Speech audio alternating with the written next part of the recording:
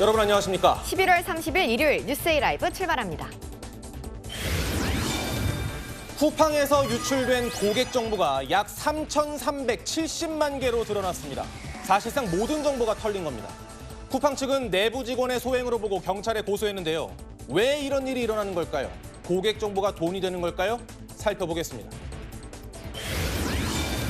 홍콩 타이포에서 고층 아파트 화재 참사가 발생한 지 닷새째에 접어든 가운데 사망자가 최소 128명인 것으로 집계됐습니다. 홍콩 당국은 어제부터 사흘간 공식 애도 기간을 선포한 가운데 아직 150여 명의 실종자가 남아있어 사망자는 더 늘어날 것으로 보입니다. 비상계엄 선포 1년을 앞두고 국민의힘 내부 갈등이 심상치 않습니다. 핵심은 두 가지 관계로 압축되는데요. 한동훈 전 대표와의 관계를 어떻게 할 것이냐, 윤석열 전 대통령과의 관계는 어떻게 할 것이냐, 이 결정에 국민의힘의 미래가 달려있는 상황입니다.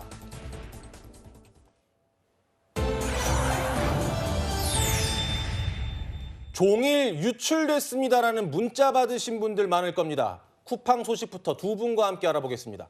이인철 참좋은경제연구소장, 임주혜 변호사 모셨습니다. 어서 오세요. 소장님, 쿠팡 쓰시죠? 저도 오늘 오전에 문자 받았습니다. 쿠팡 쓰시고. 변호사님도 쓰시죠? 전 사실 쿠팡 없으면 못 살죠. 그렇죠. 그렇죠. 아이들 준비물이며 뭐 생활 필수품, 심지어 신선식품도 쿠팡 애용하는 사람입니다. 그렇죠. 장하연 앵커도 쿠팡 쓰시나요? 저도 씁니다. 저도 씁니다. 여기 나와 있는 4명이 다 씁니다. 이렇게 국민 대부분이 쓴다고 해도 과언이 아닌 국내 최대 온라인 쇼핑몰이 바로 쿠팡입니다. 그런데 제가 앞서 말씀드린 대로 3,370만 개의 고객 정보가 유출됐습니다. 쿠팡이 회원 수가 몇 명이다라는 걸 밝힌 적은 없는데 이 정도면 사실상 거의 모든 회원들의 정보가 털린 겁니다. 그런데요, 최초에는 4,500여 개가 유출된 것 같다고 발표했거든요. 3,370만 개와 4,500개는 너무 차이가 큽니다. 7,500배 차이인데, 변호사님, 쿠팡 측이 이걸 알고도 축소했을까요? 아니면 정말 몰랐을까요? 몰랐어도 문제인데요. 맞습니다. 둘 다 문제입니다. 알고서도 축소했다면 그거는 관련된 법 규정을 위반한 건 맞고요. 몰랐으면 전 더 큰 문제라고 봅니다. 사실 이 보안 시스템이라는 것이 이 해커가 침입을 할 때 똑똑 저 들어갈게요 이러고 들어가는 거 아니고요. 뭐 루브르 박물관 털렸을 때처럼 사다리차 놓고 들어가는 거 아니기 때문에 인지하는 데까지 시간은 걸릴 수 있습니다. 다만 지금 이렇게 개인정보가 털려 나갈 때까지 쿠팡은 사실상 이 고객이 최초에 이 정보 유출이 의심된다는 신고 있기 전까지는 그 어떤 인지도 하지 못했다는 점, 이 부분은 정말 뼈저린 부분인 것 같고요. 이미 유출이 확인된 시점에도 이 사고를 수습하는 과정에 있어서도 너무나도 허술했습니다. 당초의 예상과는 달리 뭐 몇천 명 수준의 개인정보가 유출되었다라고 했다가 사실상 쿠팡을 이용하는 이용자 전원의 개인정보 유출되었다고 봐도 과언이 아닌데 이걸 몰랐다면 계속해서 지금 더 유출되었고 어느 정보까지 유출됐는지도 모른다면 이건 보안에 있어서 정말 큰 구멍이 아닐 수 없습니다. 네, 더 심각한 문제는 정보가 처음 빠져나간 것으로 추정되는 시점입니다. 지난 6월부터 해외 서버를 통해서 무단 접속이 시작됐다는데요. 이렇게 방대한 데이터가 나가는 동안 어떻게 전혀 모를 수가 있었을까요?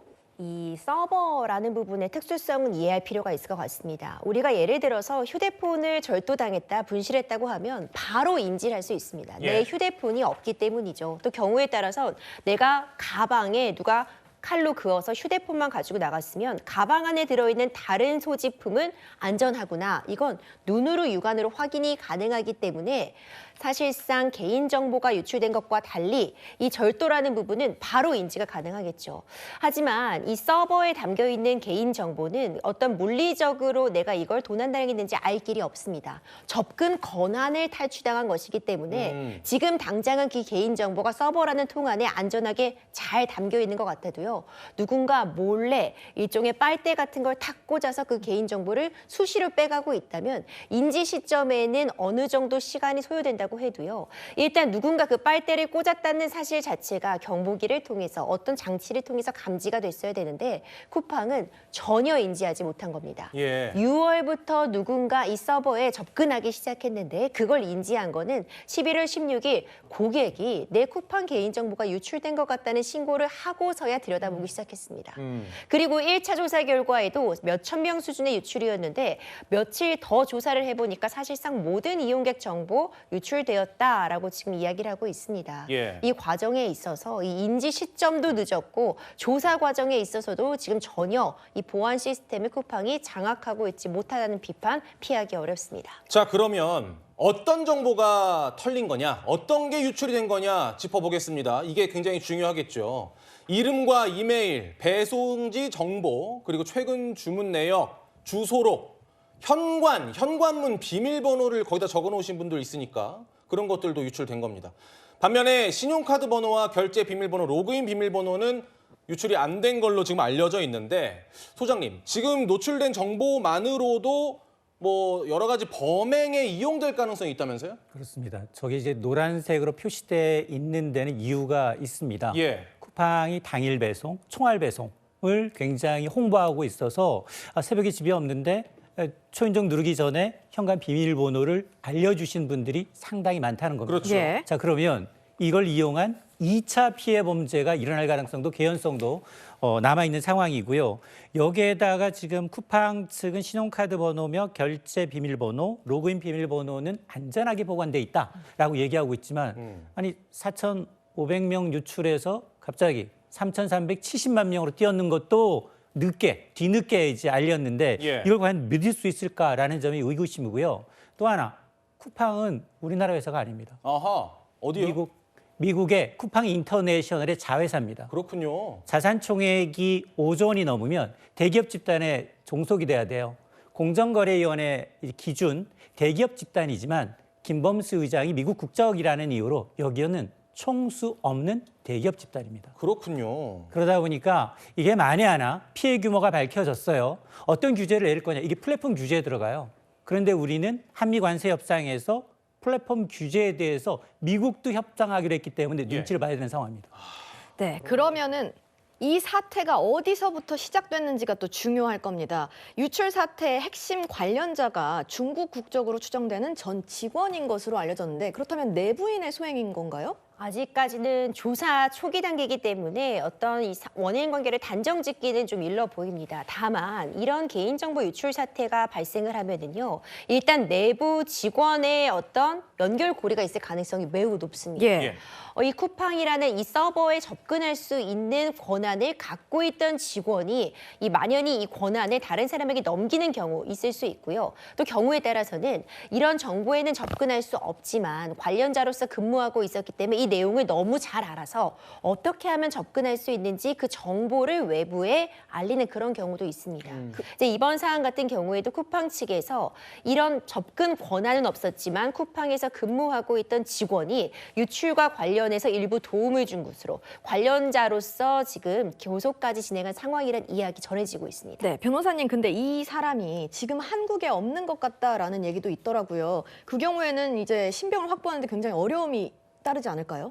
그렇죠. 뭐 중국 국적으로 추정이 되고 있고 이미 중국으로 넘어갔다라는 이야기도 나오고 있는데 그렇다면은 이제 수사 과정에 있어서 시간이 좀 더 걸릴 수는 있습니다.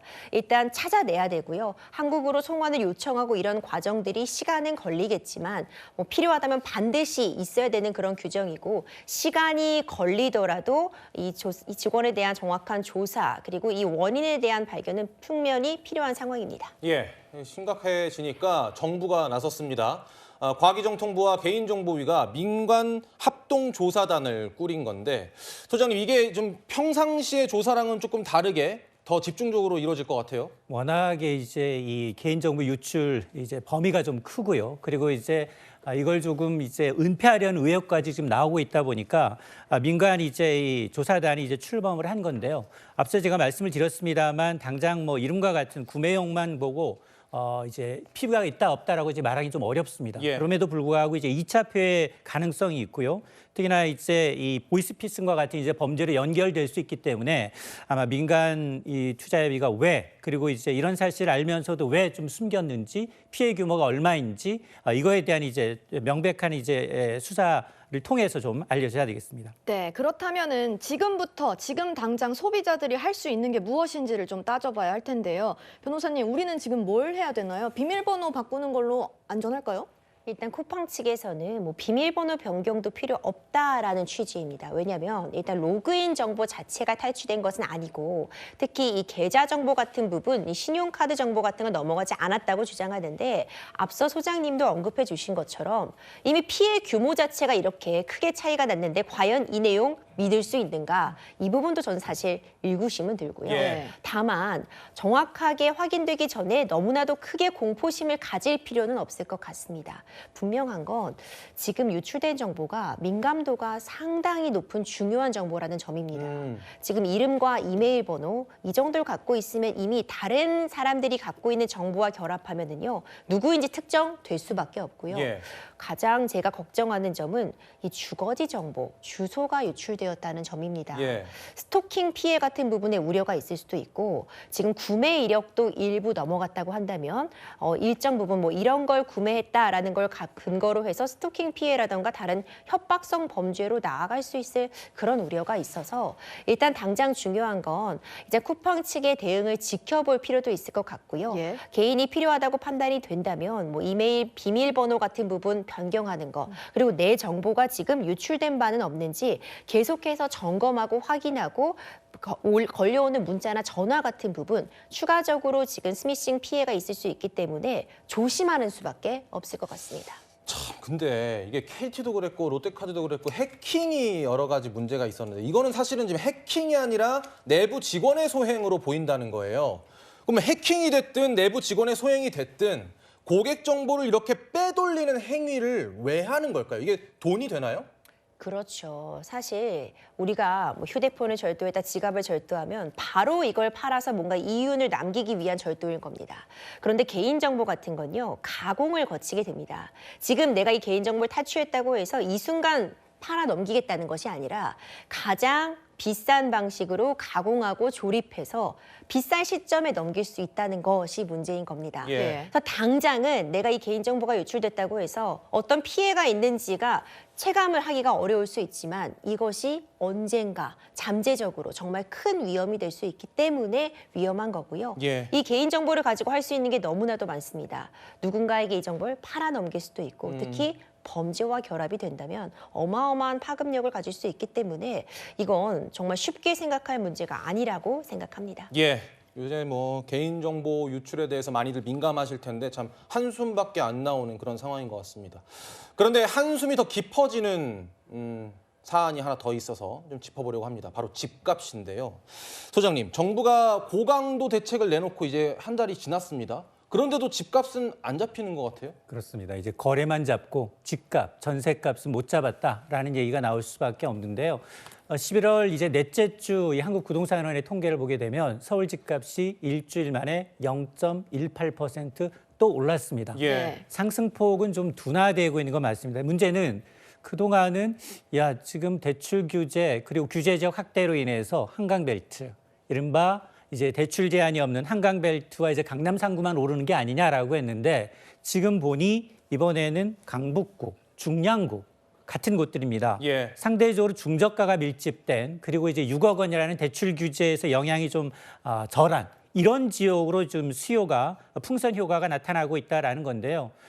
정부는 이제 수요 억제에 나서고 있습니다만 이제 주택 구매를 원하는 수요는 여전하기 때문에 대출 한도가 이제 6억 원 이내에서 접근 가능한 이 중저가 주택 중심으로 매수세가 몰리고 있다라는 이제 얘기가 나오고 있습니다. 네, 그러면은 이제 사실상 규제에 내성이 생긴 거 아니냐 이런 판단도 있던데 이런 진단에 따라서는 우리는 어떻게 대처를 해야 됩니까? 맞습니다. 사실은 정부 정책에 맞서지 말라라고 얘기했는데요. 근데 지금 보면 연내 추가 공급 대책을 내놓겠다라고 얘기를 하고 있고 계속해서 지금 정부 역시 공급 방안을 이제 대처를 하고 있습니다. 그럼에도 불구하고 소비자들 같은 경우 이제 서울 집값의 중위 가격이 14억, 15억에 육박하고 있기 때문에 예. 대출 없이는 접근하기가 상당히 좀 어렵습니다. 네. 그러다 보니까 아마 지금 이제 이 월세만 보더라도 지난달 서울 아파트 평균 월세가 146만 원이에요. 아하. 4인 가구 평균 소득이 600만 원 정도 남짓이라고 하면 4분의 1 정도가 월세로 나가고 있다는 얘기거든요. 예. 이 얘기는 뭐냐? 전세 대출 규제로 세입자는 울며 겨자 먹기로 전세 못 사니까 월세 시장으로 내몰리면서 주거 사다리가 좀 붕괴되고 있다라는 얘기인데 문제는 내년입니다. 수도권의 입주 물량이 또 줄어듭니다. 예. 이렇게 되면 전월세 대란이 더 심각해질 수밖에 없기 때문에 정부는 이 실수요자들, 예. 매매도 물론 규제라는 것이 좋지만 공급 없는 규제, 테러 없는 어떤 이제 대출 제한이라는 게 서민을 결국 월세 난민으로 내몰고 있는 상황이기 때문에 아마 이제 공급에 대해서 좀 정말 여러 사람이 충분히 내가 지금 걱정 없이 집값 상승 없이 공급받을 수 있는 어떤 물량이 되는구나라는 것을 인식할 수 있을 정도의 물량을 내놔야 합니다. 예, 방금 소장님께서 말씀 주신 부분 저희가 현장 목소리 담아봤는데요. 듣고 오겠습니다. 연말 안되면 전혀 좀 올라갔죠. 작년에 비해서 1억에서 1억 5천 사이. 그러면은 월세가 한 40에서 60 사이. 돈이 안 되면 전세 올라요. 전세 올라 월세 오르는 거예요. 오를 것 같아요. 집값에 대한 부분도 참 한숨이 나오지만 집값만큼이나 우리를 신경 쓰이게 만드는 게 바로 환율입니다. 지금 1,400원대가 거의 고착화되고 있는 것 같은데 한국은행 총재는 이 고환율이 마치 해외 주식을 사들이는 그 투자자들 때문인 것처럼 이야기를 해서 또 부글부글한 반응 나오고 있습니다. 관련 목소리 듣고 이야기 이어나가겠습니다. 지금 1,500원 가는 거가 한미 금리차 때문도 아니고 내국인에 의해서 해외 주식 투자가 늘어나면서 생기는 한 방향 쏠림 현상. 그래서 그 문제에 대해서 우려를 하고 있습니다. 젊은 분들이 하도 해외 투자를 많이 해서 왜 이렇게 해외 투자를 많이 하냐고 물어봤더니 답이 쿨하잖아요. 이렇게 딱 나오더라고요. 이게 무슨 유행처럼 막 커지는 게 그런 면에서 걱정이 됩니다. 글쎄요, 해외 투자를 왜 하느냐라는 질문에 쿨하잖아요라고 대답을 했다는 그 분이 누군지는 모르겠습니다만은 해외 투자가 뭐 얼마나 늘었길래 환율 상승의 주범으로 몰리는 걸까요? 일단 유화행이라는 데 대해서 서학개미들은 정말 반발할 겁니다. 네. 왜냐? 나스닥이 10년 전에 4,000대였습니다. 예. 지금 23,000대예요. 10년 만에 4배 이상 뛰었습니다. 근데 코스피는 지금 그동안은 박스피 2,000을 오르내렸죠. 지금 겨우 10년 동안 2배 오른 겁니다. 이런 학습 효과가 있고요. 그러다 보니까 지금 가장 큰 원인은 사실 국가 환율이라는 게 경제력 차이, 펀더멘털에 따라서 돈을 움직일 수밖에 없는데 지금 미국의 기준금리는 4%입니다. 우리나라는 2.5%예요. 예. 이 역전 현상이 3년째 이어지고 있습니다. 여기에다가 미국 경제가 지난 3년 동안 한국 경제보다 더 성장을 하고 있습니다. 2, 3%씩 성장할 때 한국 경제는 제로, 1% 성장에 그치고 있는 상황이거든요. 그러면서도 특히 이외에도 3가지 환율을 끌어올리는 3가지 요인이 있는데 첫 번째가 이달 들어서 외국인들은 무려 15조 원 가까이 국내 주식을 역대 가장 많이 내다 팔고 있습니다. 예. 물론 서학개미들도 많이 샀어요. 서학개미들도 지난달 10조 원어치, 이번 달에도 8조 원 가까이 사들인 것도 맞고 그리고 이제 국민연금 역시 미국 주식을 사들이고 있는데 미국 주식에 대한 기대 수익률이 훨씬 더 높기 때문에 나가는 현상이고요. 또 하나는 트럼프 리스크입니다.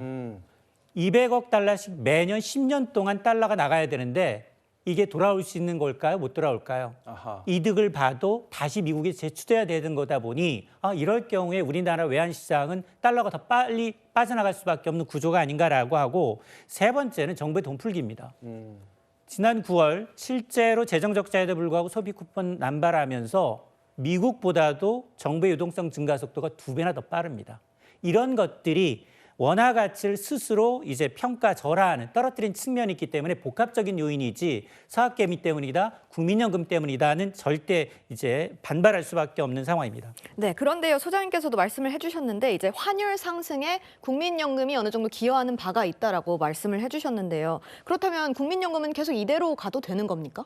국민연금이 전 세계 연기금 3등이에요. 지금 1,300조 원입니다. 거의 한 이제 그러다 보니까 이제 해외 자산 투자가 높아진 건 맞아요. 예. 근데 이런 이제 거대한 이제 국민연금이 국내 주식에만 투자할 수 있냐? 그건 아닙니다. 다른 이제 연기금도 마찬가지고요. 실제로 국민연금의 경우에는 해외 전체 투자 자산 운영의 한 58%, 770조 원 가량을 해외 자산으로 갖고 있고요. 국내 자산, 국내 주식은 15% 미만입니다. 그럼에도 불구하고 이제 상대적으로 다른 연기금을 보더라도 해외 주식 투자 비중이 결코 많지가 않다. 그리고 국민연금 기금 운용은 어쨌든 수익률을 올려야지 연금 고갈 시점을 뒤로 밀립니다. 예. 기금 수익률 1%만 올리면 고갈 시점이 5년에서 7년 뒤로 밀려요. 올해 주식 투자 잘했거든요. 거의 200조 가까이 국민연금이 수익을 얻었는데 예. 여기에 환율을 동원한다, 환율 안정에 국민연금을 동원한다, 가장 반발하는 게 2030이에요. 국민연금 고갈돼서 내가 낸 돈 받지도 못하는데 예. 여기에다 다시 이제 환율 안정에 국민연금을 동원한다. 이게 굉장히 불편한 이유입니다. 그렇죠. 변호사님, 근데 뭐 해외 투자 얘기가 나와서 그러는데 GDP 대비해서 해외 투자하는 그 비중이 뭐 우리나라가 특별히 높나요? 그렇죠. 이 외국과 비교했을 때 해외 투자 규모가 우리나라가 뭐 지나친 것은 아니다. 특별히 지나친 것은 아니라는 평가가 강하게 보입니다. OECD 38개 국가 중에서는 16위권에 있고요. 예. GDP 대지 비중으로 비교해 보더라도 영국, 프랑스, 독일, 일본 주요 선진국보다는 또 현저히 낮은 부분이 있습니다. 사실 전문가들은 오히려 이렇게 해외 비중이 우리나라에 좀 늘어나고 있는 게 주요 선진국과 비교해 봤을 때 자연스러운 현상이다. 이런 분석도 나오고 있습니다. 예, 그러니까 두 분의 말씀 종합해 보면 우리가 뭐 특별히 그 젊은 세대들이 해외 주식을 많이 사들여서 뭐 환율이 오르거나 이런 부분은 아닐 가능성이 높다. 개연성이 낮을 가능성 높다라고 정리할 수 있을 것 같은데 어찌됐든 고환율의 고물가, 한국은행은 결국 기준금리를 동결 결정했습니다. 그림 같이 볼까요? 환율이 1,400원대고 집값과 가계부채도 높은 상황, 금리 인하가 불가능하다.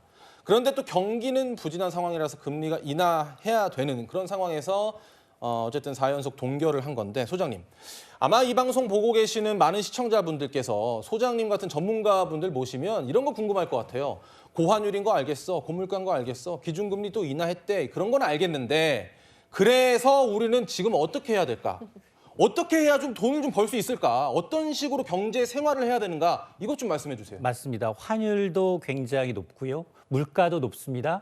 금리 동결이라고 했지만 사실상 대출 금리는 오르고 있습니다. 자, 그러다 보니 이렇게 지금 이런 상황에서 투자하기가 굉장히 어렵습니다. 이럴 때는 덜 잃는 게 오히려 지키는 게 굉장히 좀 초점을 맞춰야 되는데요.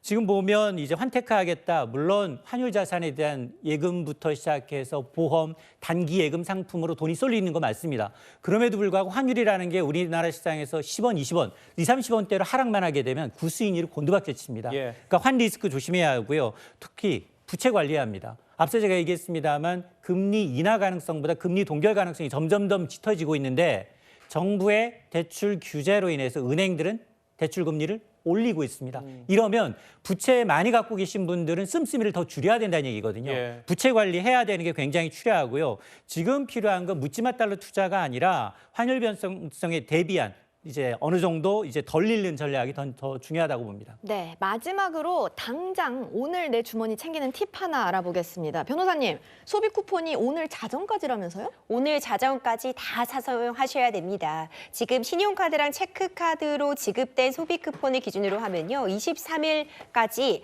98.9% 정도가 이미 소진이 되었다고 하는데 예. 아직 일정 부분 남은 금액들이 있는 것 같습니다. 오늘 자정까지 다 쓰지 않으면요. 다시 국고로 환수되기 때문에 지급받은 쿠폰을 오늘까지 꼭 다 소비하셔야겠습니다. 물론 개중에는 이런 분들도 계시더라고요. 나는 절대 쓰지 않겠다라고 어떤 신념으로 안 쓰시는 분들도 계실 것 같은데 혹시 모르셨다면 오늘까지로 기억해 두시면 좋을 것 같습니다. 다음은 사건 사고 소식 알아보겠습니다. 집이라는 연옥에 갇혔다.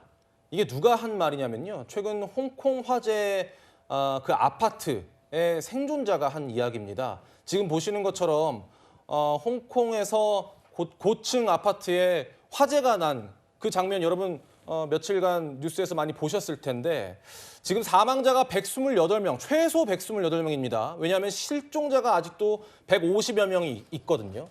부상자는 80명이 넘어가는 상황입니다. 정말 홍콩 역사상 최악의 참사라고 불릴 정도의 끔찍한 참사가 발생한 건데요.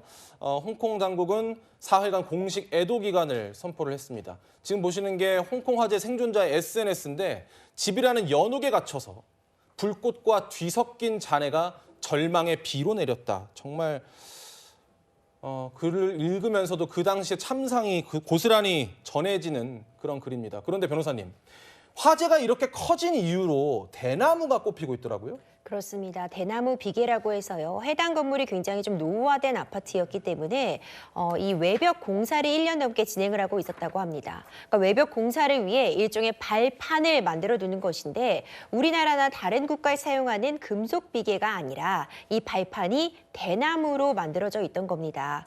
이것이 홍콩 전통 방식이어서 여전히 홍콩 건설 현장에서는 80% 이상이 이 대나무 발받침 등을 사용하고 있다고 하는데 예. 이 화재 초기에 이 영상으로도 확인이 되는데요. 이 대나무 비계가 말 그대로 무너져 내리는 모습 확인이 가능합니다. 삽시간에 불길이 치솟은 것이 이 대나무 비계 때문이 아니냐, 불쏘시개 역할을 한 것이 아니냐라는 지적들이 있었는데 이에 대한 또 반박도 나오고 있습니다.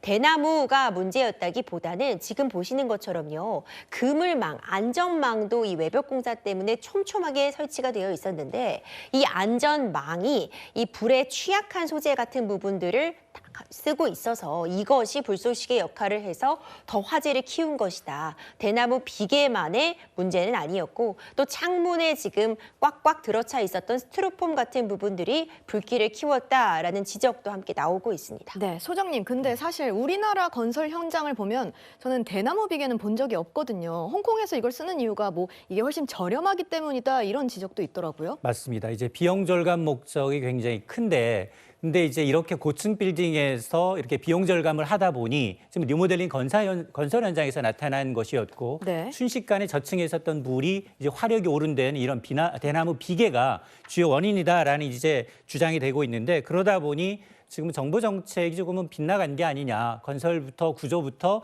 좀 더 안전에 대한 진단을 좀 해야 되는 게 아니냐라는 얘기가 나오고 있고 사실 이 대나무 비계는 안전을 이유로 건설 현장에서 단계적으로 좀 퇴출되는 상황이 놓여 있는데 근데 기존에 지었던 주택은 여전히 남아 있기 때문에 아마 이제 정책 당국도 앞으로 신축하는 이제 건물에 대해서는 안전 기준을 조금 더 강화할 것으로 보입니다. 예, 저 건물이 1980년대에 지어진 굉장히 오래된 건물이라고 하는데 거기에다가 불이 잘 붙는 소재가 주변에 둘러싸 있으니 불이 삽시간에 번져버린 걸로 보입니다. 그런데 변호사, 이번 홍콩 화재로 중국의 통치력이 시험대에 올랐다. 이건 무슨 얘기인가요?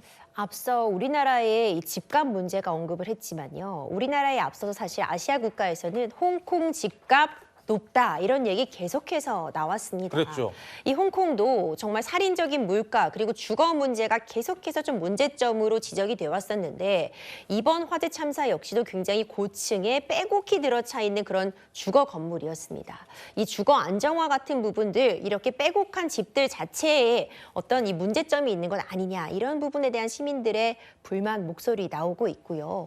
건설 현장 자체에서의 어떤 만연해 있었던 안전 불감증 그리고 이제 무리한 공사 이런 부분들이 사실 인재로서 여러 부분들이 결합적으로 발생해서 이런 대규모 참사가 발생했기 때문에 과연 지금 성난 홍콩 시민들의 마음 어떻게 잠재울 수 있을지 그리고 재발 방지 대책을 세울 수 있을지 중국 정부도 지금 시험대에 올랐습니다. 네, 사실 홍콩은 이제 우리나라랑 물리적으로도 심리적으로도 굉장히 가까운 나라잖아요. 그래서 그런지 대형 소속사나 연예계에서 이제 기부 행렬이 줄이고 있다고 하는데 이건 어떤 내용인가요? 그렇습니다. 사실 홍콩에서요. 우리나라 연기자들, 가수들 인기가 상당합니다. 이 K-팝 열풍이 또 홍콩에서도 정말 크게 불고 있고 대규모 공연 같은 부분도 홍콩에서 늘 있었던 상황인데요.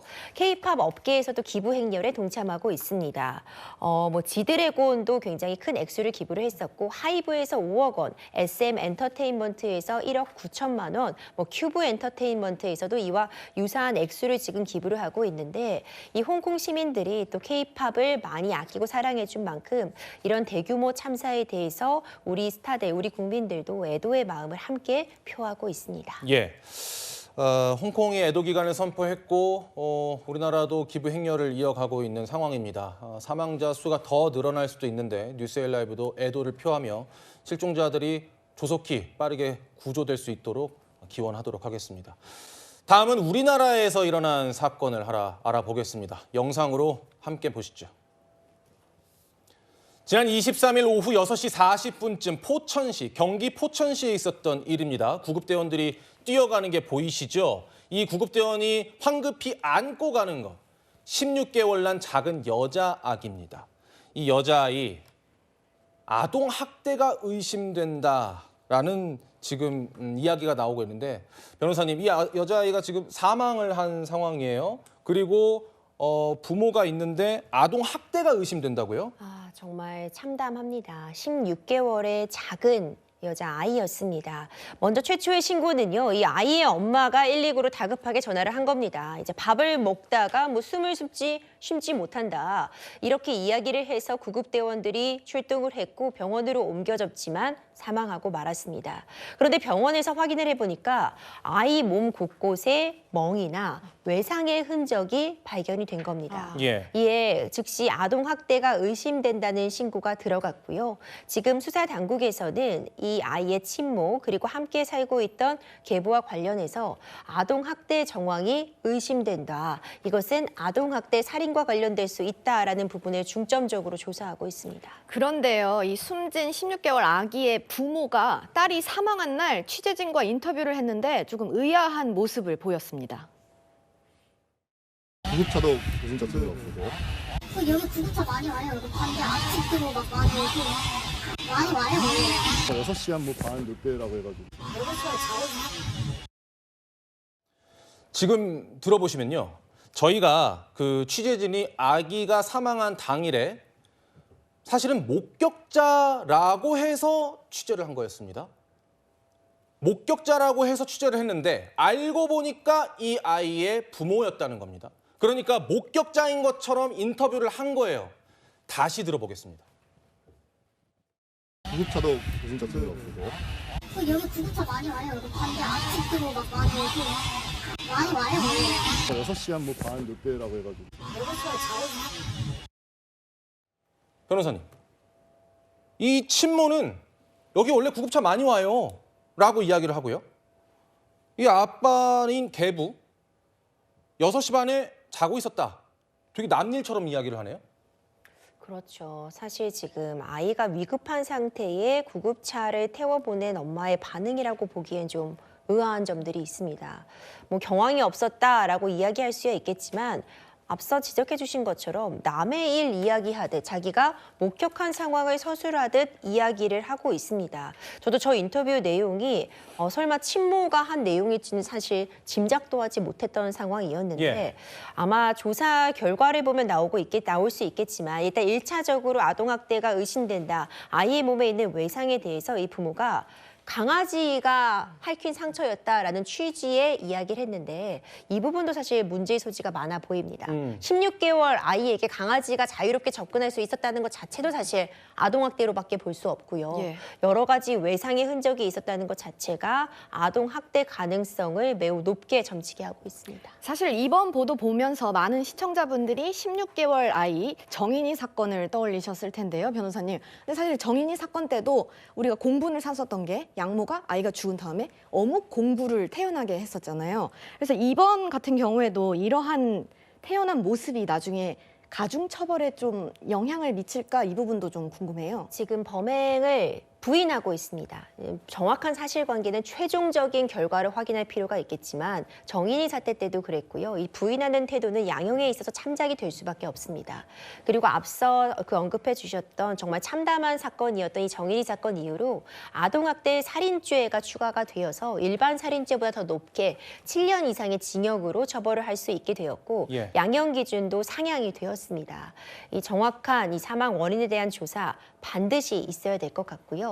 만약 이것이 아동학대로 인한 것이었음에도 불구하고 부인을 했다면 이런 부분은 양형에 참작이 될 수밖에 없어 보입니다. 물론 경찰 수사를 더 기다려봐야 합니다. 아직은 어떤 것도 단정지을 수는 없습니다. 아직은 모든 게 정황이고 의혹일 뿐입니다. 그러나 만약에 아동학대로 판명이 난다면 이 부모는 응당한 대가를 반드시 치러야 할 겁니다. 다음 소식 넘어가겠습니다. 이재용 삼성전자 회장의 장남 이지호 씨죠. 그제 해군 장교로 임관을 했는데 이때 삼성가의 모든 가족들이 모여서 눈길을 끌었습니다. 그 장면 보고 오겠습니다.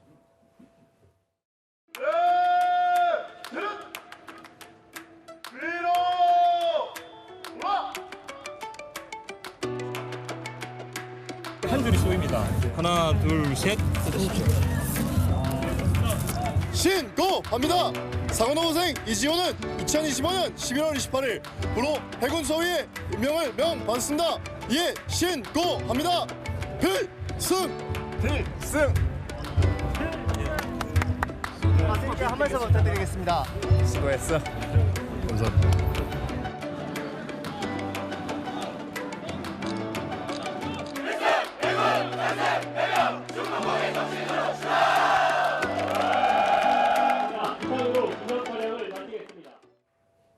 사실 삼성가뿐만 아니라 대상과 일원들까지 총출동하는 보기 드문 장면이 펼쳐졌는데요. 소장님, 재계에서는 이제 뭐 사실 아들이 미국 시민권을 내려놓으면서까지 장교를 선택한 것 때문에 더 온 가족의 전폭적인 지원을 받았다 이런 얘기도 있더라고요. 맞습니다. 이제 이지훈이 사실은 2000년생이에요. 그리고 이제 미국에서 태어났기 때문에 한국 국적, 미국 국적 동시에 갖고 있는데, 근데 이제 장교예요. 네. 일반 사병이라면 이제 복무 기간이 짧지만 장교로 갔거든요. 재벌 2, 3세가 군복무를 2배 정도 더 하겠습니다라고 손든 격이거든요.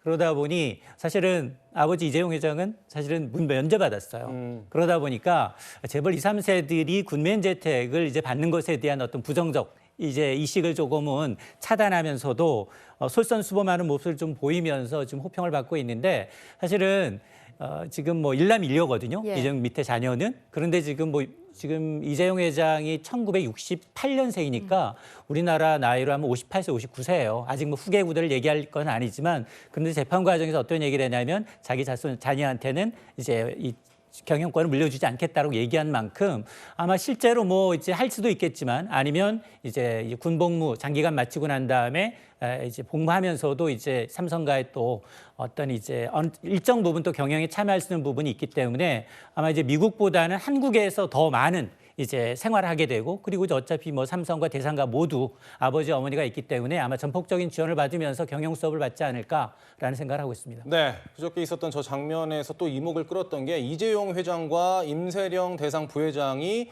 2009년 이혼 이후에 16년 만에 공식석상에서 함께 모습을 보인 게 또 이목을 끌기도 했는데, 근데 소장님, 재벌가들의 그 자제들이 장교행을 많이 택하더라고요. 그럼 뭐 특별한 이유가 있는 겁니까? 맞습니다. SK도 그렇죠.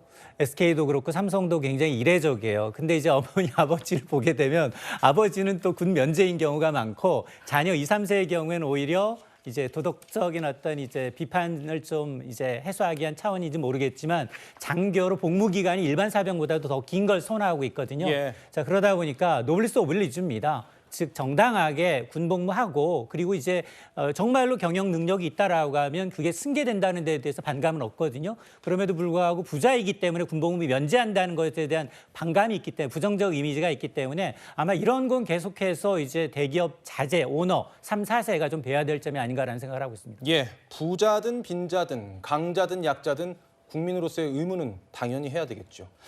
다음 소식 알아보겠습니다.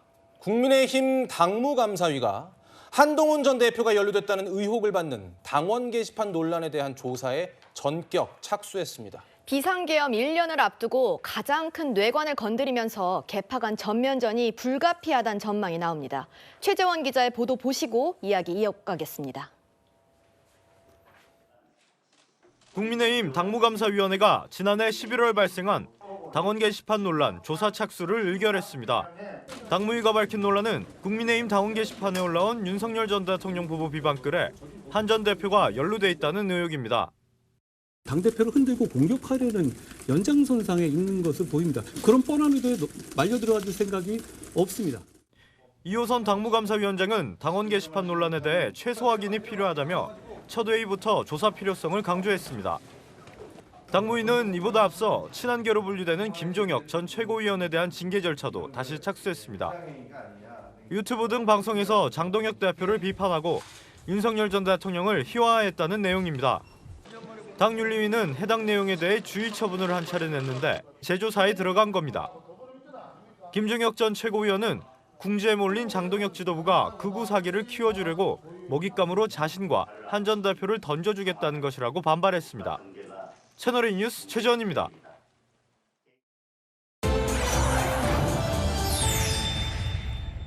한동훈이냐 윤석열이냐 국민의힘은 이 선택의 기로에 놓여 있는 듯합니다. 이 소식부터는 네 분과 함께 알아보겠습니다. 구자홍 동아일보 신동아팀 부장, 이민찬 국민의힘 미디어특위 부위원장, 장윤미 더불어민주당 대변인, 김민주 더불어민주당 부대변인 나오셨습니다. 어서 오세요. 이른바 당원 게시판 의혹 처음 제기됐을 때 장동혁 대표는 한동훈 지도부의 최고위원이었습니다. 하지만 장동혁 대표는 자신이 당권 도전에 나설 때부터 이 문제를 다시 들여다보겠다 이렇게 공언을 했습니다. 당시 목소리부터 들어보겠습니다. 당이 익명으로 글을 쓰라고 열어준 공간이고 강도 높게 비판할 수 있는 겁니다. 문제 없는 게시글을 누가 게시했는지를 밝혀라? 어떻게든 당대표인 저를 흔들어 보겠다는 그런 의도 아닙니까? 당의 헤게모니 장악을 위한 싸움이 이제 시작된 것이고 그런 측면에서 한 대표를 끌어내리기 위해서 일련의 일들이 이루어지고 있다는 생각은 저도 하고 있습니다. 저는 모든 문제에 대해서 원칙을 가지고 사실관계를 명확히 밝혀서 당원들에게 알릴 것입니다. 한동훈 지도부의 최고위원이었던 시절의 장동혁 대표의 목소리, 그리고 최근의 목소리, 대비되는 목소리까지 듣고 오셨는데 구장부장님. 네. 사실 이번 그 당원 게시판 논란뿐 아니라 김종혁 전 비대위원, 최고위원에 네. 대한 징계 절차에도 다시 착수했는데 그 당시에 뭔가 문제가 없는 걸로 한 차례 결론 나지 않았나요? 그렇습니다. 그러니까 지금 어떻게 보면 장동혁 체제가 들어선 이후에 당의 화합이나 통합 이런 쪽으로 이제 논의가 수렴이 될 것으로 기대를 했었는데 지금 당원 게시판 논란도 그렇고 이른바 친한계로 알려져 있는 김종혁 전 최고위원에 대한 이 당무감사를 다시 하겠다라고 한 것을 보면 당의 화합이나 이 통합에 저해가 되는 세력이나 인물에 대해서는 잘잘못을 분명하게 가려내겠다 이런 의지가 지금 국민의힘 지도부 내에서 상당히 좀 큰 것으로 보입니다. 예. 당원 게시판의 경우에는 당시 의혹이 제기됐던 것이 한동훈 당대표 체제였기 때문에 한동훈 대표와 관련 있는 인물들이 익명성 뒤에 숨어서 누군가를 공격한 거 아니냐 이런 의혹이었거든요. 예. 그렇기 때문에 만약에 당이 의지를 가지고 익명이긴 하지만 IP 추적을 통해서 어디에서 언제 누가 글을 썼는지 밝혀낸다라면 그게 한동훈 전 대표와 어떤 그 연관이 있는 인물인지가 확인이 된다라면 한 전 대표로서는 상당히 정치적 위기에 처할 수 있는 상황입니다. 또한 자신과 가까운 그 김종혁 전 최고위원에 대해서 당무감사가 처음에는 큰 혐의가 없다라고 해서 무혐의 처분했다가 다시 당무감사를 하겠다라는 것은 만약 당무감사에서 김종혁 전 최고위원이 문제가 있는 것으로 결론이 난다라면 국민의힘 내에 남아있는 이른바 친한계에 대해서 말을 또는 행동을 묻기 위한 행동 아니냐 이런 정치적 해석이 나올 수 있기 때문에 국민의힘이 오히려 내홍에 휩싸일 가능성이 크지 않나 이런 관측이 나오고 있습니다. 네, 사실 징계 사유로 지목된 세부 내용들도 좀 살펴봐야 될 텐데요. 이민찬 부위원장님, 보면 김종혁 전 최고위원의 발언들이 주로 문제가 된 것 같아요. 맞습니다. 그 방송 같은 데 출연해서요. 여러 당내 상황에 대해서 비판적인 발언을 한 게 좀 문제가 됐습니다. 방금 좀 제가 말씀 주신 걸 보충 설명을 드리면은 일전에 했던 어떤 징계에 대해서 무혐의를 내렸던 것은 당 윤리위원회에서 했던 결론이고요. 지금은 당무감사위원회에서 그동안 발언을 다시 보겠다는 것입니다. 두 기관 모두 독립된 기관이고 어떤 당원들의 요구가 있을 때 움직일 수 있는 기구이기 때문에 그것을 또 다시 다시 들여다본다 이렇게까지 말씀드릴 수 있을 것 같지는 않고요. 김종혁 전 최고위원의 발언들을 보면요. 이런 발언들이 있습니다. 당 지도부를 향해서 파시스트 같다. 영혼을 팔았다. 당이 망상 바이러스에 걸렸다. 북한 노동당과 같다. 이런 여러 발언들이 있었어요. 이런 발언들이 과연 당내를 향하는 여러 애정 어린 비판인가에 대해서는 여러 다른 의견이 있었던 것이 사실입니다. 2022년 일인데요. 당시 2022년 9월에 김종혁 당시 비대위원이 활동할 당시였습니다. 그 당시에요. 당 윤리위원회가 이준석 전 대표를 향해서 이 감사를 다시 한 적이 있었어요. 윤리를 재징계를 하겠다고 한 적이 있습니다. 예. 그 당시에 김종혁 비대위원이 언론에 나와서 이런 얘기를 한 적이 있습니다. 당 윤리위는 독립기구이기 때문에 지도부에 보고를 하지 않아서 지도부도 몰랐다. 이런 발언을 하면서 이준석 당시 대표의 발언을 두고 당내의 당원들이 많은 상처를 받았다. 이런 얘기를 했습니다. 그러면서 이 넘지 말아야 될 선이 있는데 이준석 대표가 선을 넘어버렸다. 이런 얘기를 한 적이 있어요. 그럼 과연 그때와 지금 상황이 어떤 것이 다른지 김종혁 전 비대위원 역시 이 부분을 좀 돌아봐야 하지 않을까 싶습니다. 일단 한동훈 전 대표 측의 반응을 한번 살펴보죠. 한 전 대표는 조사 착수 하루 만에 SNS에 이런 글을 올렸습니다. 계엄의 바다를 건널 시기, 당을 퇴행시키는 시도에 안타깝다. 그리고 친한계로 불리는 의원들도 올렸는데 배현진 의원은 윤 어게인 비위를 맞춰선 유권자 눈길을 얻지 못한다. 처참한 계엄 역사와 결별해야 한다. 그리고 우재진 의원은 당원 게시판 논란 조사가 지선 승리, 그러니까 지방선거 승리에 대체 무슨 도움이 되느냐 이런 반응들을 보였습니다.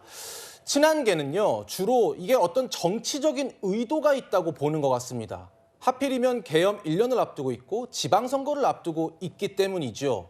이민찬 부위원장님. 네. 국민의힘에서는 친한계를 아예 속아내자 이런 취지입니까? 저는 굉장히 저 발언들이 좀 답답함을 느껴요. 왜냐? 저 발언의 함의는 그 당원 게시판 논란의 당사자인 한동훈 전 대표와 한동훈 전 대표 가족들이 아이디가 나왔다는 논란이잖아요. 그럼 그것이 사실이라는 것을 인정한 발언으로 전 느껴지거든요. 이게 감사를 해서 드러나면 한동훈 전 대표에게 정치적으로 치명타가 간다. 이것을 팩트를 전제하고 얘기하는 것이에요. 근데 아직 수사가 이루어지지 않았고 감사가 이루어지지 않았기 때문에 누가 했는지는 그 누구도 알 수가 없습니다. 그런데 이게 지난 1년 동안 지속적으로 논란이 되고 있었어요. 그렇고 당원들의 요구가 있었고 그렇기 때문에 장동혁 대표가 이 전당대회 과정에서 그런 질문을 받고 공약을 했던 것입니다. 그럼 논란이 있고 의구심을 갖는 당원들이 있다면 이것은 명명백백히 해야 하지 않겠느냐 이런 차원이에요. 저는 왜 한동훈 전 대표와 가까운 분들이 먼저 예단을 해서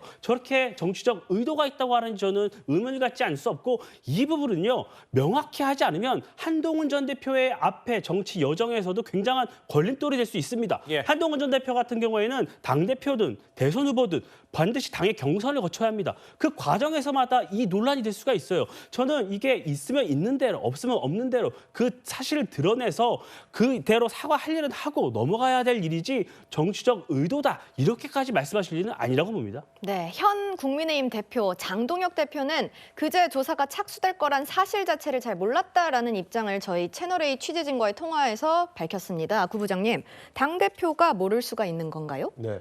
만약 몰랐다라면 장동혁 체제가 지금 일사불란하게 당을 운영하고 있는 것인지에 대한 의구심이 들 것 같고요.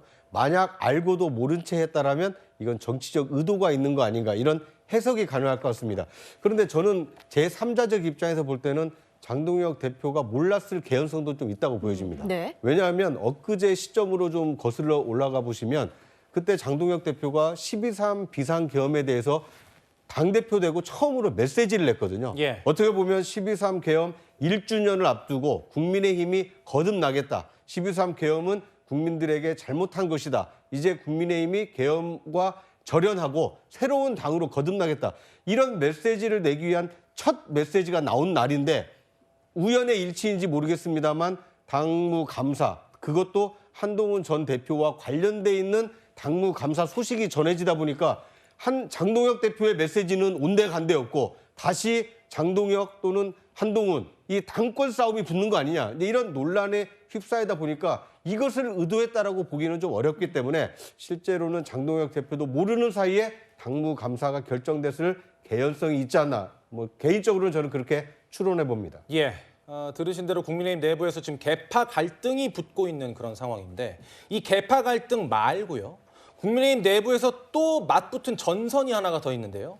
비상계엄 1년을 앞두고 이 계엄에 대해서 장동혁 대표가 사과를 하느냐 마느냐 이 노선이 엇갈리고 있습니다. 지금 국민의힘은 장외 집회를 하고 있죠, 매주.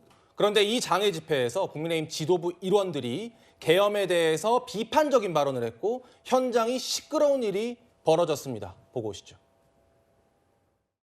계엄은 정당했다라고 저 편말을 들고 있는데 무슨 계엄이 정당했습니까, 여러분? 누구에게도 우리가 좋아지지 않아도 되는 부러워할 수 없는 누구에게도 이런 모습 때문에 우리 국민의힘의 신뢰를 안 주는 겁니다. 제 말이 틀리다면 돌팔매를 받겠습니다. 지금 저를 죽이셔도 좋습니다. 윤석열 대통령의 잘못된 판단과 실책으로 탄핵이 되고 정권을 내준 거에 대해서 자다가도 화가 나서 뻘떡뻘떡 인답니다. 국민의힘 이야기이긴 하지만 장윤미 대변인께 여쭤보겠습니다. 국민의힘 내부에서도 계엄은 잘못된 것이다. 그 잘못된 걸 방치한 게 국민의힘이다. 이런 목소리가 나오고 있네요. 맞습니다. 그런데 사실 계엄에 사과해야 된다라는 목소리에 당원분들이 바로 현장에서 강렬히 항의하시는 거 아닙니까? 물론 일부 지지자들. 일부 지지자지만 왜냐하면 그분들한테 정당성을 부여해온 게 바로 장동혁 대표 체제였기 때문입니다.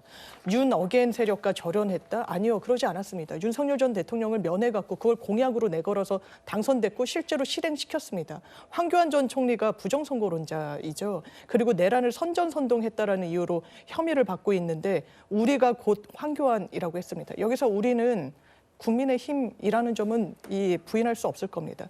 한동훈은 공천 주지 못해도 전환길은 공천 줄 수 있다. 전강훈 세력과 그리고 이런 극우 세력과 같이 연대해야 된다라고 이야기를 합니다. 극우 유튜버라고 분류되는 사람들한테 조금 더 레거시 미디어를 대체할 수 있는 스피커를 줘야 된다라고 이야기하고 있습니다. 강성 지지층이 어떤 선택을 내릴 수밖에 없겠습니까? 국민의힘에 남아있는 당원분들과 지지자들은 그럼 어떤 생각을 하고 있는 게 지금 장동혁 체제와 교집합을 갖겠습니까? 이거는 계엄에 대해서는 정당했다. 일시적인 질서 발동용 계엄이었다라는 것과 같이 움직이는 거 아니겠습니까? 예. 사과를 한다, 중도층 민심을 얻는다. 굉장히 늦게 멀리까지 왔다고 생각합니다. 네, 국민의힘 입장 듣고 이야기 마저 이어가 보겠습니다. 그 부분에 대해서 들은 바가 없습니다. 양양자 최고위원은 또 본인의 입장을 밝히실 수 있는 거고 현장에서 또 반응은 여러 반응이 있을 수 있는 부분이라서 네, 일단 장동혁 대표가 이틀 전만 해도 계엄 사태에 대해서 책임을 통감한다라는 말을 했었는데 어제 장외 집회에서는 유감 표명은 추가로 하지 않았습니다. 대신 내란몰이가 끝날 것이다. 이제 반격할 때다라고 얘기를 했습니다. 이민찬 부위원장님. 메시지가 바뀐 거를 어떻게 해석해야 될까요? 바뀌었다고 보는 것은 너무 섣부른 예단이라고 저는 생각을 합니다. 왜냐하면 매번 장외 집회가 주기적으로 열리고 있는데 그 장외 집회에서마다 똑같은 메시지를 낼 수는 없습니다. 전국 상황에 따라서 다양한 메시지가 나가는 것이고요. 지금 많은 분들이요. 그러니까 12월 3일 비상계엄 1년을 앞두고 어떤 메시지를 국민의힘에서 지도부가 낼 것인가 이것을 두고 다양한 의견이 분출되고 있는 것입니다. 장동혁 대표 같은 경우에는 어떤 메시지를 내겠다고 단언적으로 얘기한 적이 없어요. 그래서 당내에서 여러 우려되는 시각들을 다 전달을 하고 있는 것입니다. 그런 과정에서 며칠 전에 비상계엄의 어떤 책임에 통감한다 이 부분의 메시지가 냈는데 이것이 너무 부각되지 않는 것이 일단 굉장히 좀 마음이 아픕니다. 굉장히 진전된 내용이기도 하고 국민의힘 같은 경우에는요. 전제 조건이 있습니다. 비상계엄에 동의하지 않고 비상계엄은 잘못됐으며 헌법재판소에 내린 이 탄핵이라는 결정에 동의한다는 당 내에 당론이 있습니다. 그렇기 때문에 그 위에서 우리가 말씀드리는 것이고 그동안 수차례 사과를 해왔습니다. 그런데 지금 이미 대선까지 다시 치러지고 새 정부가 드러난 상황에서 계엄 1주년이라고 해서 어떤 메시지를 낼지 당연히 여러 전국 사정을 고려할 수밖에 없습니다. 특히나 이재명 정부가 취임한 지 벌써 수개월이 지났는데 그 과정에서 보여줬던 여러 가지 폭정 그리고 특검의 상황 이런 것들을 같이 고려하지 않을 수가 없습니다. 특히나 12월 2일, 3일 이때는 추경호 전 원내대표에 대한 구속영장이 어떻게 될지가 결정이 납니다. 그렇기 때문에 당 지도부로서는 그런 상황들을 모두 고려해서 발언 수위를 조절하고 있다는 말씀을 드리고 싶습니다. 근데 궁금한 게요, 이민찬 부위원장님. 대표가 사과를 하게 되면 어떤 고충이 따르나요? 뭔가 사과를 하면 이 정체성이 무너진다거나 이런 걱정이 좀 있나요? 그런 게 아니죠. 당 내에 여러 수십만의 당원들이 있잖아요. 다양한 의견들이 있습니다. 그리고 국민의힘 입장에서는 과거에 권영세 비대위원장, 그리고 또 그 이후에 김용태 비대위원장, 그리고 대선 후보가 됐던 김문수 후보 모두가 다 사과한다고 국민께 머리 숙여 사과의 말씀을 드렸습니다. 그러면 그 똑같은 메시지를 낼 것인지 아니면 수위를 어떻게 할 것인지, 그리고 그 이후에 여러 가지 평가, 그리고 또 다시 드러난 상황에 대해서 종합적으로 말씀을 드려야 하잖아요. 그 안에서 또 다른 한 축에서는 이 부분에 대해서 또 다른 의견이 있는 것이고요. 그리고 그 과정에서 방금 전에 말씀드렸지만 이재명 정부가 출범을 했고 특검이 과도한 수사가 진행하고 있고, 그렇기 때문에 사과를 한다 안 한다 여기에 매몰되는 것이 아니라 어느 정도 톤에서 어떻게 국민들께 우리의 마음을 전달드려야 할지를 고민하는 과정인 것이에요. 12월 3일 아직 며칠 남았습니다. 좀 지켜봐 주시죠. 사과를 한다 안 한다가 아니라 어떻게 할 것인지를 고민하고 있는 것일 것이다. 이런 말씀이신 것 같은데 김민주 부대변인께서 보실 때는 어떻습니까? 국민의힘 장동혁 대표가 사과를 할 거라고 보십니까? 당연히 사과를 해야 되는 게 맞는 거겠죠. 왜냐면은 그 장동혁 대표 같은 경우에는 계엄 당일날 반대 투표를 표결을 또 한동훈 대표하고 함께 하지 않았습니까? 그랬던 장동혁 대표가 갑자기 그 친했던 한동훈 대표와 결별을 하고 당대표에 출마하면서 급변을 했죠. 저는 그것이 표결에서만 득표 전략인 줄 생각했어요. 원래가 먼저 친한기이셨고 계엄 표결에도 반대표를 던졌기 때문에 합리적인 성품으로 다시 좀 통합적인 면모를 보일 거라고 봤고 이재명 대통령과의 또 영수회담도 했었거든요. 근데 갑자기 본인의 당내 기반이 약한 것 때문인지 급작스럽게 급발진한 면이 보여요. 그러다 보니까 황교안이 우리다라는 발언까지 나왔던 거 아닙니까? 황교안이라고 하면 부정선거로 이 계엄의 정당성을 계속 이야기하는 사람입니다. 그러다 보니까 넘지 말아야 할 선을 넘다 보니 지금 되돌이키기가 어려운 상황에 빠진 것이 아닌가라는 생각을 좀 해보고 있습니다. 지금이라도 저는 장 대표가 원래의 초심을 가지고 당의 어떤 여러 가지 자기의 이익보다는 국민을 바라보고 당연히 내란에 대한 사과를 하고 국민을 바라보는 제1야당으로서의 대표로서의 모습을 찾길 바라겠습니다. 네, 그런가 하면 이명박 전 대통령도 한 중진 의원을 통해서 과거와의 절연이 필수적이다 이런 뜻을 장 대표한테 전달한 것 같아요, 구 부장님. 네. 지금 국민의힘 입장에서는 12.3 계엄 이후에 1년의 과정에서 보면 국회에서 제적 3분의 2 동의로 대통령 탄핵안이 통과가 됐고 그리고 헌법재판소에서 당시 8명의 헌법재판관이 8명, 8대 0으로 압도적으로 대통령을 파면하는 것이 정당하다. 그것이 헌법 정신에 부합하다라고 판결을 했습니다. 그리고 치러진 6.3 대선에서 과반 가까운 득표로 이재명 대통령이 당선이 됐습니다. 12.3 계엄 이후에 1년의 헌정 질서와 민주 질서가 회복되는 과정에서 우리 국민 그리고 우리 민주적 절차가 지지한 것은 계엄이 잘못됐다. 그거에 대한 책임을 져야 된다는 것 아니겠습니까? 그런데 그 윤석열 전 대통령을 배출한 국민의힘이 이런 절차에 대해서 과연 수긍하고 있느냐, 그리고 잘못을 통감하고 있느냐, 그래서 앞으로 어떻게 할 것인가, 이거에 대한 메시지를 명쾌하게 내야 되는데 여전히 일부 강성 지지층은 윤 어게인을 외치고 있고 계엄이 계몽이었다라고 얘기하는 분들도 있고 이러다 보니까 국민 입장에서는 아직도 계엄의 미몽, 계몽이라는 그 미몽에서 깨어나지 못했구나 이런 의구심을 가지고 있는 것입니다. 그렇기 때문에 새로운 당 대표로 취임한 장동혁 대표가 12.3 계엄에 대한 성격을 명확히 규정하고 그러면 국민의힘이 어떻게 거듭날 것인지 앞으로 국민의 마음을 얻기 위해서 어떤 노력을 할 것인지 이거에 대한 비전을 제시를 해야 되는데 여전히 계엄과 이 탄핵의 늪에 빠져 있는 거 아닌가 이런 의구심을 이 중도층 그리고 다수 국민들이 가지고 있는 것이 현 상황이 아닌가 하는 생각이 듭니다. 알겠습니다. 지금까지 이야기를 종합해보면요. 국민의힘의 고민, 현 시점의 고민, 그리고 미래를 결정한 고민이 두 가지 관계로 압축이 되는 것 같습니다. 그림 좀 보실까요? 한동훈 전 대표와의 관계를 어떻게 할 것이냐. 윤석열 전 대통령과의 관계는 또 어떻게 할 것이냐. 지금까지의 흘러가는 흐름으로 봤을 때는 한동훈 전 대표와는 절연을 한 것 같아요. 그래서 친한계에 대해서 어떤 감사라든지 조사라든지 이런 것들을 착수하는 게 아니냐 이런 분석이 나오고 있는 것이고 그런데 윤석열 전 대통령에 대해서는 과감하게 절연을 하지 못하는 것 같다. 그렇기 때문에 장외 집회에서든 어디서든 이런 여론에 호소하는 것이 아니냐라는 분석이 나오고 있습니다. 이민찬 부위원장께 이런 분석을 어떻게 보시는지와 함께 국민의힘이 과연 어떤 행동을 앞으로 해야만 하는가도 말씀을 부탁드리겠습니다. 사안을 너무 단순화해서 말씀 주신 게 아닌가 저는 그런 생각이 좀 들어요. 예. 왜냐하면 국민의힘은 107명의 국회의원이 있는 정당입니다. 만약에 일부에서 민주당에서 저희를 비판하는 것처럼 극우 정당이다. 그렇게 해서 낙인을 찍고 계시지만 만약에 현 상황이 그렇다면 사과를 해야 한다는 다양한 의견들이 지속적으로 분출될 수 있겠습니까? 그렇게 건강하게 다양한 의견들이 지금 나오고 있는 상황이고 그 12월 3일을 앞두고 이 의견을 수렴하고 있는 과정이라는 것을 다시 한번 말씀을 드리고요.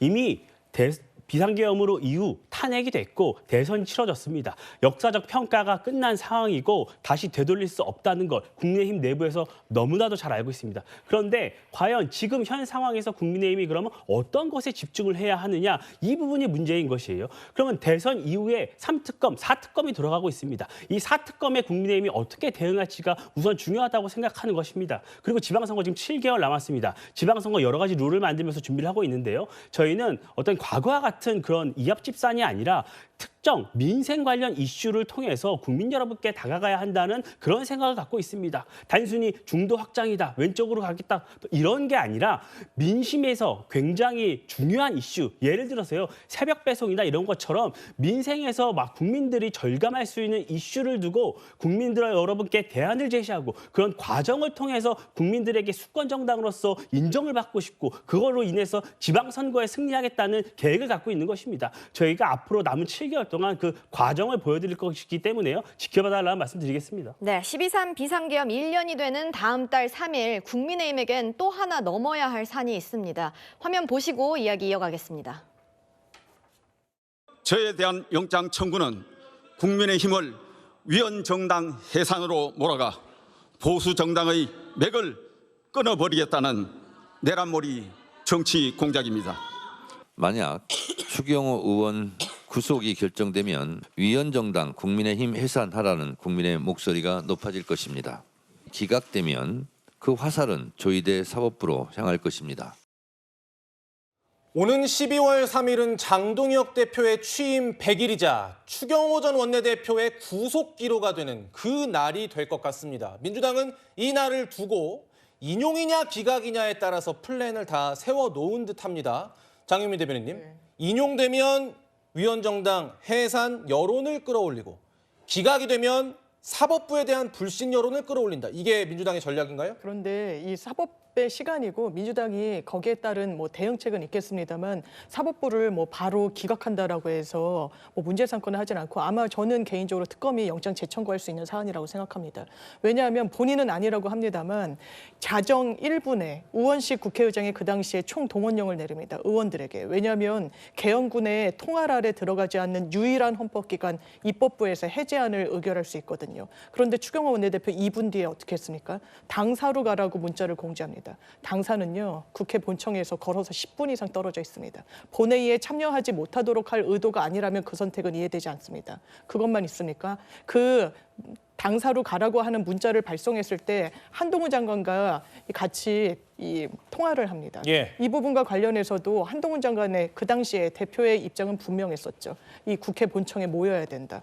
추경호 원내대표 아마 거기에 대해서 합리적인 설명 내놓고 있지 못합니다. 개인적으로는 발부 가능성 매우 높다라고 생각합니다. 네, 민주당 소식 하나 살펴보겠습니다. 장경태 민주당 의원의 성추행 관련 논란이 커지고 있습니다. 관련 영상들 모아서 보고 오시겠습니다. 자체가 없었다는 그 상황을 전혀 사실 문제고요. 해당 고발장 보고 확인해서 강력하게 대응해야죠. 뭐 하시는데? 남의 여자친구랑 뭐 하시냐고. 저는 지금 입장이 궁금해요. 저 영상을 보고도 똑같은 입장을 낼 수 있을 것이냐. 저는 탈당일 거라고 봅니다. 매번 탈당해놓고 또 흐지부지되면 슬그머니 입당하고 탈당했을 때 더 충성도 시험한다고 민주당이 못할 만한 더 이상한 것 막 시키거든요. 일단 감찰단의 조사를 기다려보고 말씀드리도록 하겠습니다. 이 문제를 당에서도 굉장히 심각하게 엄중하게 받아들이고 있습니다. 이 사건 자체를 놓고서는 아직 수사가 이제 착수 단계고 어떤 식으로 갈지 아무도 모르는 그런 상황일 뿐만 아니라 양측의 주장이 팽팽히 대립하고 있는 상황이기 때문에 사건 자체에 대해서는 저희가 따로 다루지 않겠습니다. 저희가 집중하고 싶은 부분은 이겁니다. 민주당 보좌진 협의회 커뮤니티에 어떤 글이 올라왔는데 더불어민주당 의원실 보좌진이 장경태 의원의 성추행 혐의를 뒤집어 씌우는 여성을 고소 고발하자. 민주당 보좌진 커뮤니티에 민보협이라는 그 협의회가 있어요. 그 협의회에서 보좌진이 이렇게 얘기했다는 것은 김민주 부대변인님. 네. 이거는 매우 조직적인 움직임으로 볼 수밖에 없는 거 아닙니까? 뭐 조직적이라고 하기는 어려운 게 민보협의 자체 그 게시판에 어떤 그 모 의원실 비서관이 사진도 또 이게 잘못 올렸더라고요. 그래서 그 사진을 같이 올리면서 이 일부 모 방송의 그 방송에 지금 모자이크가 된 방송이 비모자이크 된 걸로 다시 재생산되고 있지 않습니까? 예. 그래서 그것을 보면은 여성분께서 이제 장경태 의원의 어깨에 손을 올리는 장면이 있으니 이건 역으로 고소를 하자고 하는데 저는 이 문제를 제3자가 이렇다 저렇다라고 하는 거는 좀 부적절해 보입니다. 이거는 지금 장경태 의원과 그다음에 여성분이 입장이 지금 차이가 있습니다. 그래서 아직 앵커께서 얘기하셨듯이 수사 전이기 때문에 단정해서 어디가 일방적으로 문제가 있다라고 이야기하는 단계는 지금 조심스러워야 된다라는 말씀을 드리고요. 그런 차원에서 지금 과한 영상을 배포하거나 아니면은 방송하거나 내지는 이렇게 이 모 비서관이 이런 사이트에 글을 조심스럽지 않게 올리는 거는 좀 조심해야 된다라고 저는 생각하고 있습니다. 제가 이 얘기를 꺼낸 이유가 있습니다. 민주당에서 성비위 사건이 일어났던 것은 여러 차례 있었습니다. 대표적으로 안희정 전 충남지사가 있었고 고 박원순 서울시장이 있었고요. 오거돈 전 부산시장도 있었습니다. 그런데 구정환 부장님, 네. 그때마다 민주당에서는 2차 가해 논란이 있었습니다. 그렇습니다. 어떻게 보면 이제 뭐 피해가 그 피해 여성이었지 않습니까? 그런데 이제 피해자라고 특정하지 않고 뭐 피해 호소인이다 이제 이런 얘기를 하면서 피해 여부가 있었는지 없었는지 불분명하다 이렇게 얘기를 하다 보니까 실제로 이 당사자인 사람은 피해를 봤다라고 해서 이 고소 고발을 했는데 오히려 피해 호소인이라는 얘기를 하다 보니까 이 물을 흐리는 거 아니냐, 진실 여부를 좀 불확실하게 하려는 의도가 있는 거 아니냐. 이제 이러다 보니까 2차 가해 논란이 있었는데 이번 사건도 좀 비슷한 것 같습니다. 이 피해 주장 여성 A 씨는 자신이 피해를 봤다라고 해서 지금 경찰에 이 수사 의뢰를 하는 이 고소장을 접수시킨 거 아닙니까? 그리고 당사자인 장경태 의원은 나는 사실 무근이다. 내가 고소장을 보고 강력 대응하겠다라고 지금 항변하고 있는 거 아닙니까? 예. 그러니까 제3자 입장에서는 제3의 공권력이 이 피해 주장 여성의 주장이 맞는지 아니면 장 의원의 해명이 맞는지 수사를 통해서 국민들에게 설명할 의무가 있는 것입니다. 그것을 좀 지켜볼 필요가 있습니다. 그런데 제3자 민보협이라는 곳에서 그 장경태 의원이 속해 있는 이 보좌진 협의회에서 피해 여성을 우리가 고발하자 이렇게 나선다라는 것은 오히려 피해 주장 여성이 오히려 아무런 근거 없이 장경태 의원을 음해한 것이다. 이런 오해를 불러일으킬 가능성이 크기 때문에 오히려 좀 신중하고 자제해야 될 시점에 오히려 2차 가해 논란을 좀 촉발시킨 측면이 있지 않나 하는 생각이 듭니다. 네, 마지막 질문은 장유미 대변인님께 1분 정도의 시간을 드리겠습니다. 민주당에서도 이 사안을 굉장히 엄중하게 보고 있고 당 윤리감찰단이 조사에 들어간 걸로 알고 있습니다.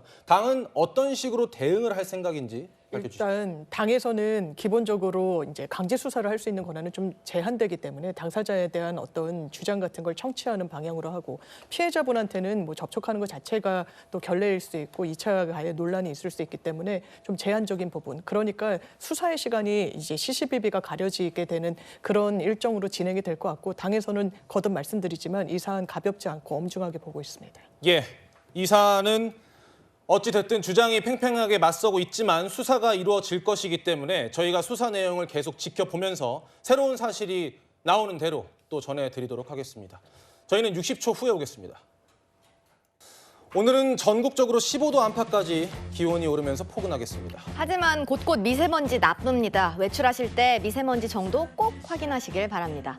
일요일은 뉴스A 라이브. 여러분 고맙습니다.